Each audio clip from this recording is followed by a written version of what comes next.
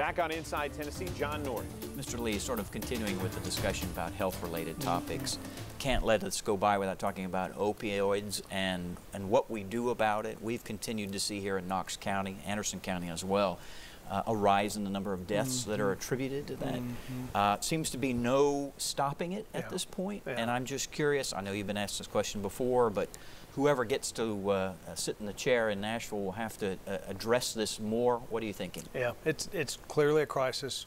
That's not even a good enough word for it. 1,700 deaths.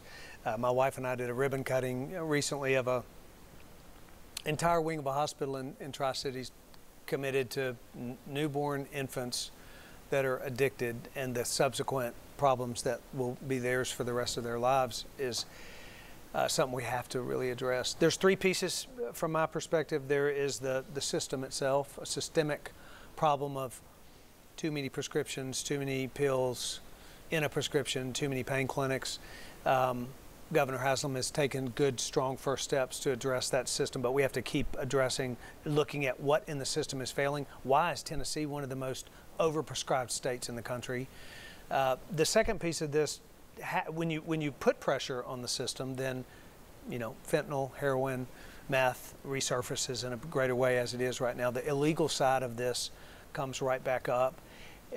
And that's where we have to work with law enforcement in a more meaningful way and create stiffer penalties so that traffickers don't want to come to Tennessee. This is not a place that we want them to traffic. They can take it elsewhere. So the illegal side of it that we have to deal with in a stiffer way. The most difficult piece of this is the rehabilitative treatment, mental health side.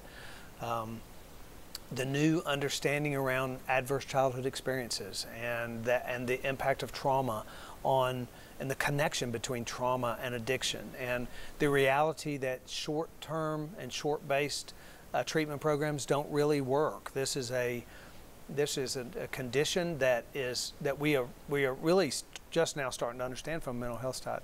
So we need to dig deep. We need to look comprehensively at a very complex problem, but we need to do it aggressively and continue to push beyond what's currently been done and go to the next level. Should there be stricter laws on the books when it comes to how many opioids you can receive? I think we certainly ought to look at that. We've got to look at how, there are some challenges with that. We have chronic pain patients that we have to look at what the adverse effects of that are and the unintended consequences, but we have a crisis on our hands. We have to make some very difficult decisions around distribution of opioids that may be tough to deal with on the front end, but may be what it takes to curb the trajectory of this crisis. We have about 2 minutes left, and I know that there are contrasts on health care and how you would manage that between you and your Democrat opponent, Carl Dean. There are some differences on guns. You support potential open carry law. He does not.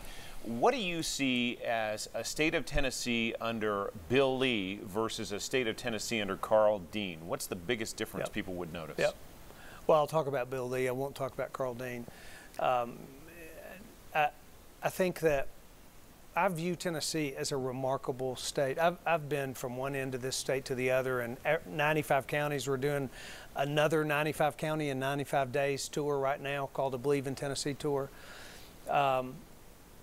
This is a remarkable state with remarkable people in it. We're fortunate to be Tennesseans. We are the envy of many states. We have a lot of things going in the right direction for us as a state. We do have some serious challenges. We have real educational challenges. We have this opioid epidemic. We do have counties in distress in our rural communities.